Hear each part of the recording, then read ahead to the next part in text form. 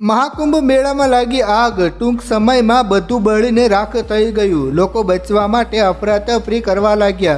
મિત્રો, તારીખ 13 જાન્યુઆરીથી કુંભના મેળાનો પ્રારંભ થયો હતો, ત્યારે આજે અચાનક આગ લાગતા બધું તહસ-નહસ થઈ ગયું હતું। મિત્રો, આ પવિત્ર મેળામાં કેવી રીતે આગ લાગી? આ કૃત્ય પાછળ કોનો છે હાથ? ચાલો આપણે વિસ્તારથી જાણીએ। વિડીયોની શરૂઆત કરીએ તે પહેલાં એક લાઈક જરૂર કરજો। મહાકુંભના મેળા વિસ્તારમાં ગઈકાલે ભીષણ આગ લાગી હતી। તુલસી માર્ગ પર સ્થિત સેક્ટર 19ના રેલવે બ્રિજની નીચે વિવેકાનંદ સેવા સમિતિ વારાણસીના કેમ્પમાં લાગેલી આગ થોડી જ વારમાં ખૂબ જ ગંભીર બની ગઈ હતી।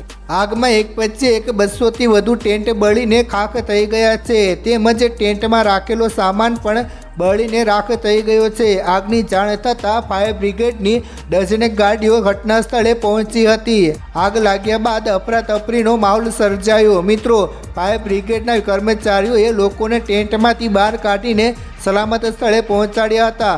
આગ લાગવાનું કારણ શોર્ટ સર્કિટના હોવાનું કહેવાય છે। આગની ઘટના બાદ મેળા અધિકારી વિજય કિરણ પણ ઘટના સ્થળે પહોંચી ગયા છે, તેમજ ઘણા ઉચ્ચ અધિકારીઓ પણ ત્યાં પહોંચ્યા છે। એનડીઆરએફની ટીમોએ રાહત અને બચાવ કામગીરી હાથ ધરી છે। જોકે થોડી જ વારમાં આગ કાબૂમાં મેળવી લેવામાં આવ્યો હતો। ડીઆઈજી વૈભવ કૃષ્ણએ જણાવ્યું હતું કે આગમાં એક વ્યક્તિ દાઝી ગયો છે, સ્થિતિ સામાન્ય છે, ગભરાટનું વાતાવરણ ન બનાવવું જોઈએ। આગને કાબૂમાં લેવામાં આવી છે। જો કે જાનહાનિના અહેવાલ નથી મળતા। માહિતી અનુસાર ડીએમ રવિન્દ્ર કુમારે કહ્યું કે આગ પર કાબૂ મેળવી લેવામાં આવ્યો છે। મહાકુંભમાં આગની ઘટનાની સીએમ યોગી આદિત્યનાથે પણ લીધી નોંધ। મિત્રો, સીએમ યોગીએ આગની ઘટના પર દુઃખ વ્યક્ત કર્યું છે। તેમણે રાહત અને બચાવ માટે સૂચનો આપી છે।